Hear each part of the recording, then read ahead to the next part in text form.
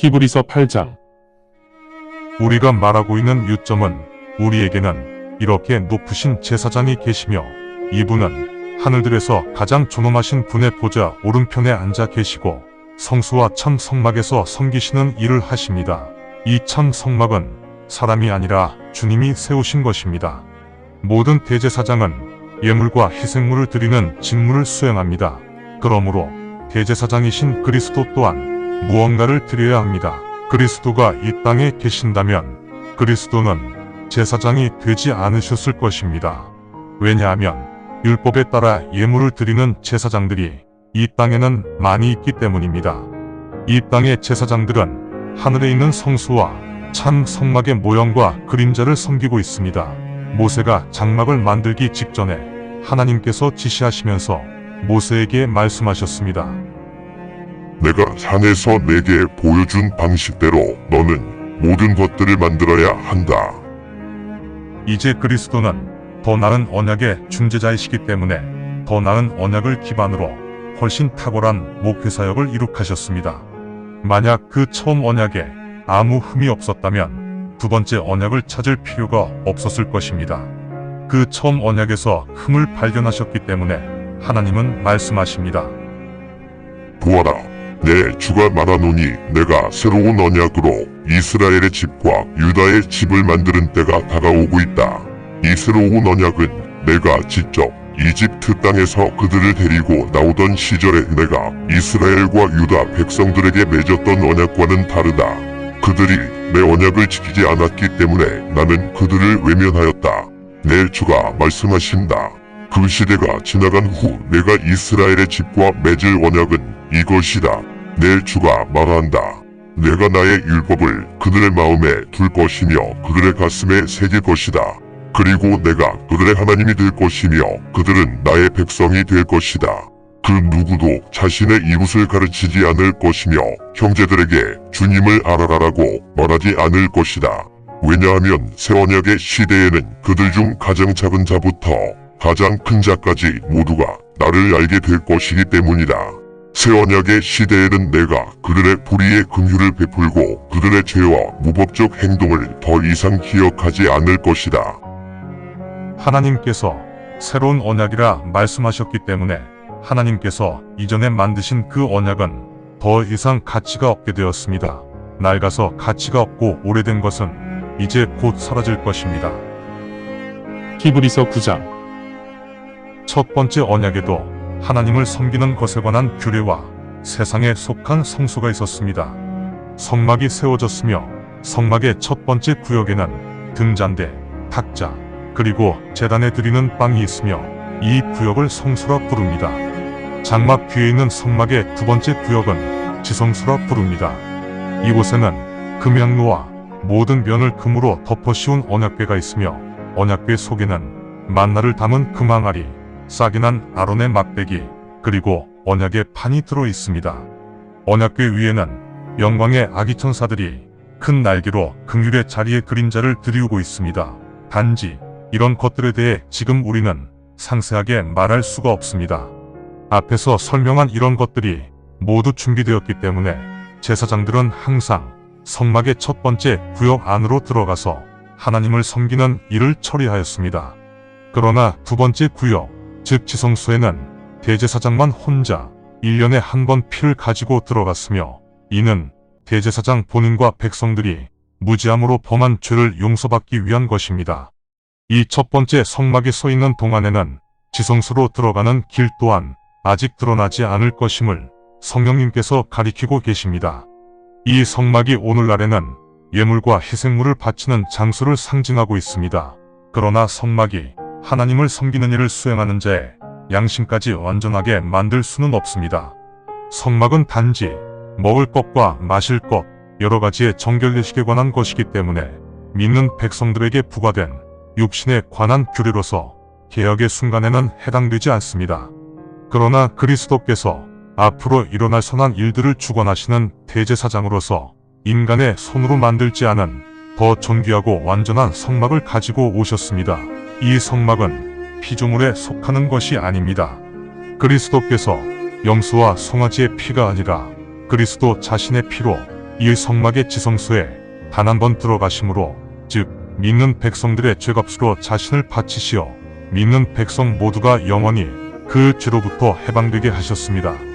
만약 황소와 염소의 피와 암송아지를 태운 죄를 부정한 자에게 뿌려 부정한 자를 성스럽게 하고 육신을 정결하게 할 수 있었다면, 영원하신 성령님을 통해 하나님께 자신을 아무 한결 없이 바치신 그리스도의 피로는 여러분의 양심을 훨씬 더 깨끗이 하실 수 있지 않겠습니까? 여러분의 양심은 이렇게 죽음을 초래하는 사악한 행실에서 벗어나 살아계신 하나님을 섬기게 됩니다.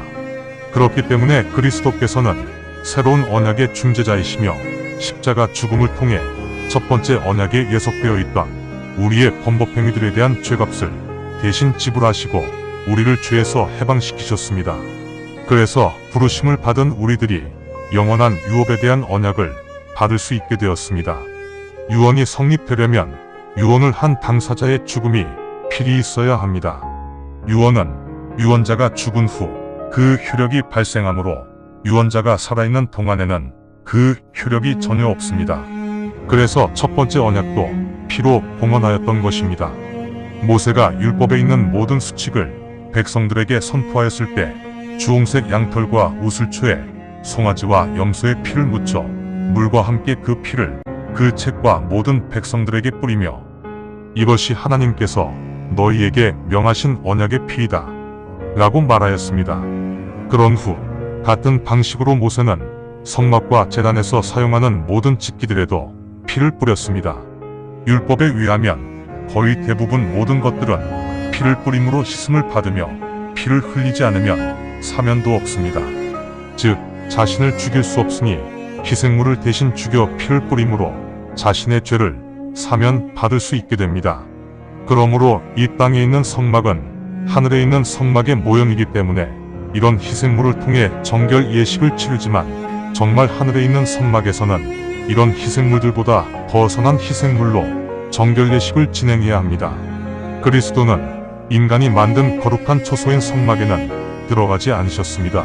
그 성막은 진품이 아니라 가품이기 때문입니다.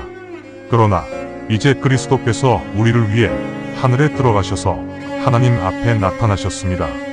대제사장은 매년 다른 동물의 피를 가지고 지성소로 들어가야 하였지만, 그리스도는 매년 자신을 드리기 위해 그렇게 자주 지성소에 들어갈 필요는 없습니다. 만약 그렇게 대제사장처럼 드려야 한다면 그리스도 또한 태초일에 자주 고난을 당하셨어야 합니다.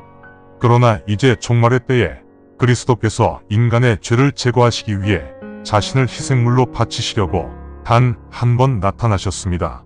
인간은 한 번만 죽게 되어 있고 죽은 후 심판을 받습니다. 그리스도께서는 많은 사람들의 죄를 감당하시기 위해 자신을 이렇게 한 번 대성물로 바치셨습니다. 또한 그리스도를 열망하며 기다리는 사람들에게 그리스도께서 한 번 더 나타나실 것이지만, 이는 죄를 대속하시기 위해 오시는 것이 아니라 구원하시기 위해 오십니다. 히브리서 10장. 왜냐하면 율법은 앞으로 일어날 선한 일들의 그림자에 불과하며 선한 일 그 자체를 일어나게 할 수는 없으므로 그들이 매년 지속적으로 바친 희생물로는 결코 성막에 와서 예배드리는 사람들을 온전하게 할 수 없습니다.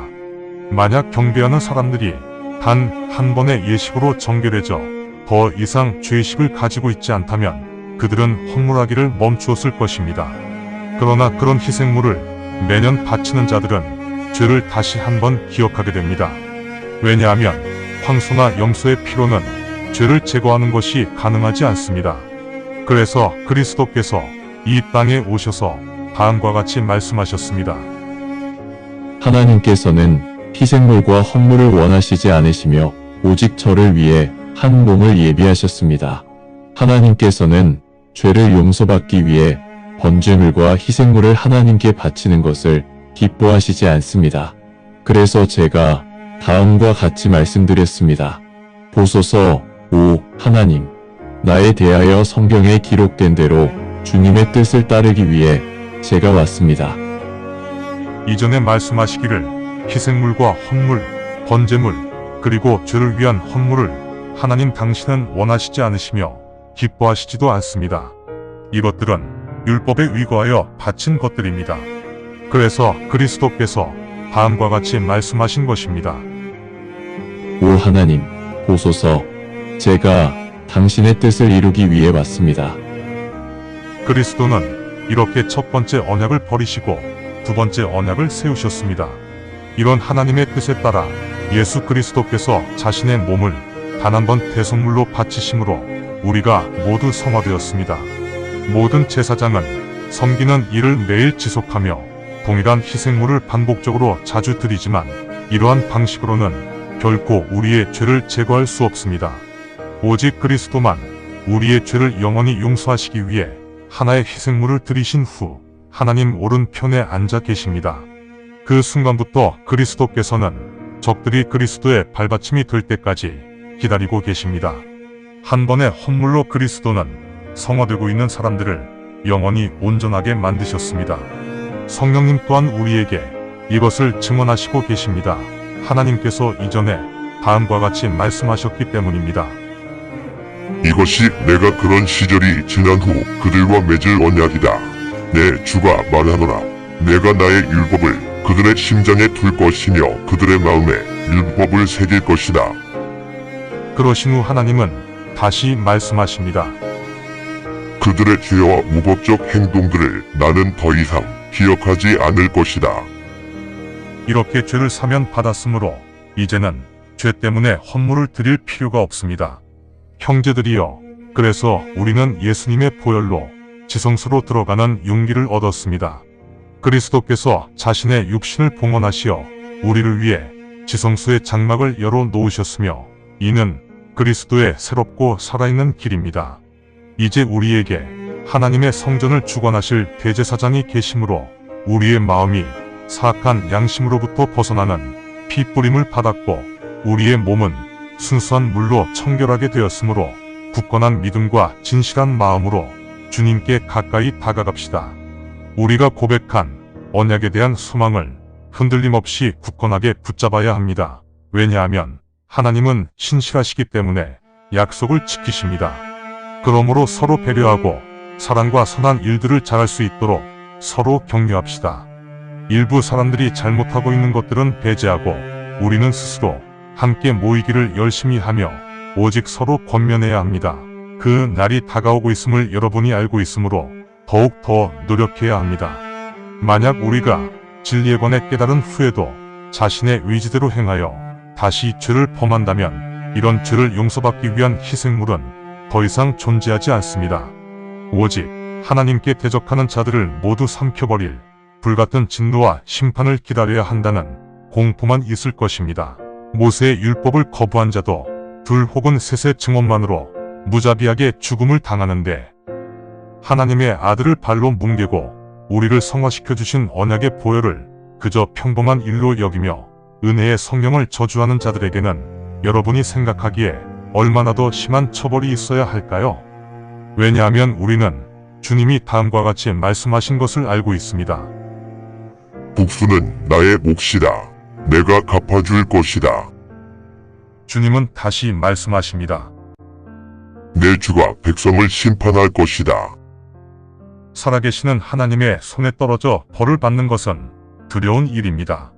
그러나 여러분이 주님의 빛을 받아들인 후 큰 고난을 참고 견딜 수 있었던 지난 날들을 회상해 보십시오. 한편으로는 여러분이 비방과 환난으로 구경거리가 되었지만 다른 한편으로는 여러분이 그렇게 고난을 당한 사람들과 동료가 되었습니다. 더 훌륭하고 내구성이 좋은 여러분의 재물이 천국에 쌓이고 있음을 여러분이 알고 있기에 여러분은 별박방에 있는 나를 긍휼히 여겼으며 여러분의 재물이 강탈당해도 그것을 기쁨으로 받아들였습니다. 그러므로 여러분은 그 확신을 버리지 마십시오. 그 확신으로 큰 보상을 받을 것입니다. 여러분은 참고 견뎌야 합니다. 그렇게 여러분이 하나님의 뜻을 따르면 여러분은 하나님의 언약을 받게 될 것입니다. 아직 조금 더 참고 기다려라. 그러면 오실 분, 곧 그리스도께서 오실 것이며 더 이상 지체하지 않을 것이다. 이제 공의로운 자는 믿음으로 살게 될 것이나 만약 누군가 믿음에서 멀어지면 내 영혼이 그를 기뻐하지 않을 것이다. 그러나 우리는 영원히 지속되는 처벌을 받을 사람들이 아니며 오직 믿음으로 영혼을 구원받을 사람들입니다. 감사합니다. 주님의 말씀입니다. 성경을 처음 접하는 분들에게 기존의 한글 성경은 항상 이해하기 어려운 책입니다. 그래서 영어판 NKJV 성경과 여러 주석과 참조문헌을 활용하여 내용을 전달하기 위해 쉽게 풀어 표기하였습니다. 성경을 듣고 읽을 때 주님의 영이 임재하기 원합니다. 택함을 받았으나 그 사실을 모른 채 아직 어둠에서 방황하고 있는 어린 양들이 이 동영상을 보고 들어 주님의 새 언약을 확신하고 소망함으로 하나님의 백성이 되어 주님의 나라에서 영원 무궁토록 권세를 누리며 살기를 간절히 원합니다. 아멘.